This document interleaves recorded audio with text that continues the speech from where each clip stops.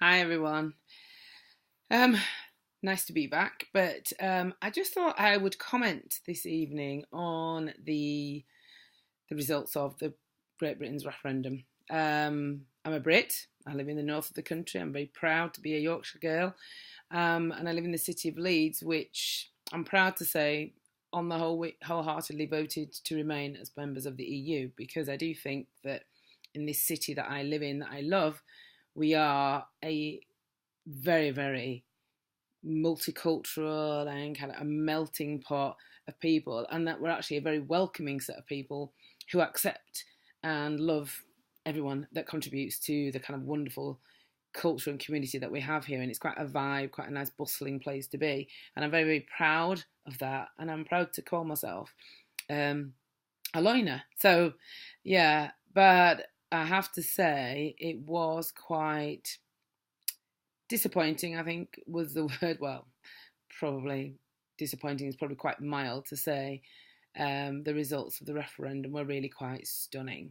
Um, and so I thought it might be an idea for me. I was thinking about it to kind of offer an apology. And I want to apologise to all our young people. I want to apologise to those of you who are 14, 15 upwards who weren't able to vote, but perhaps should have done, because I feel quite strongly that hearing the sentiments of the children in the schools that I work in, a lot of them I could hear were spouting things that were perhaps things that grandparents and parents were saying to them. And it felt like there was not a lot of research having gone on as to the consequences or what it really meant. It was just more of a visceral and a more of an emotional reaction and a kind of protest vote. And so the day before the voting, I started to get a little bit nervous, and I actually thought, you know what, it wouldn't surprise me if the vote went the way that I feared it might do.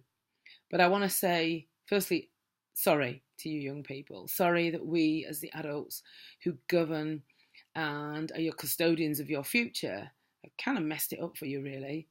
But also, one of the things that life has told me, though, or taught me, especially in my life, is that change is often a good thing.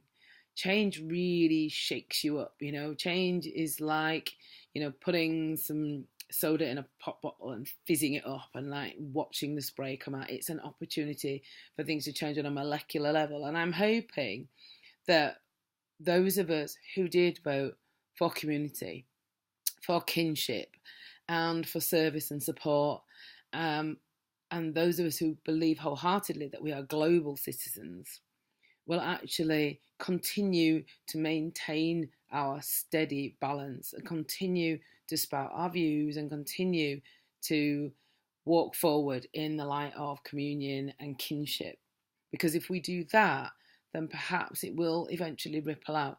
Yes, it's going to be a bit of a bumpy ride, but like they say, you can't make an omelette without breaking eggs. So maybe this will be an opportunity, and I'm hoping with all my heart that it is, for us to build a much bigger, brighter, more connected, more supportive community than the one that we've actually decided to leave.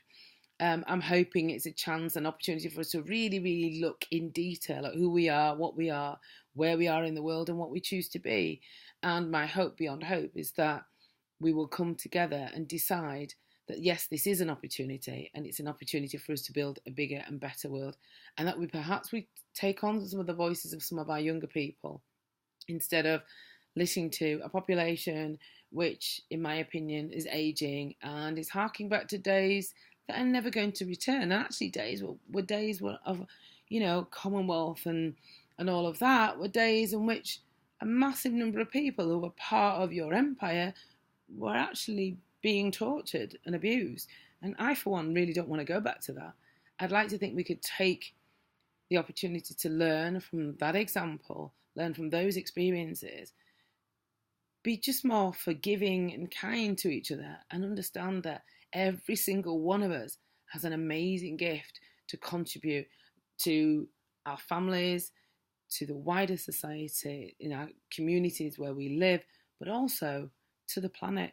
So for today, I offer an apology to you young people and say I'm sorry, but there are some of us out here who really, really do believe that we are a global society, and we will continue to fight for that. I wish you all the joy and all the opportunity in the world, and I will continue to watch carefully and do my bit to make sure that this is seen as an opportunity to rebuild and build better and bigger and stronger.